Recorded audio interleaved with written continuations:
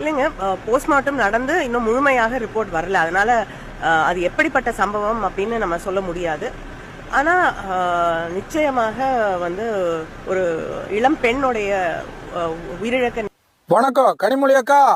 கனிமொழி அக்கா என்ன சொல்றீங்க? போஸ்ட்மார்ட்டம் பண்ணி இன்னும் முழுமையான ரிப்போர்ட் வரல. சூப்பர். அப்புறம் எப்படி கரூர் சம்பவம் இப்போ 40 பேர்த்துக்கும் நைட்டோட நைட்டா போஸ்ட்மார்ட்டம் பண்ணி ரிப்போர்ட் உடனே கொடுத்தீங்க? அரசியல்.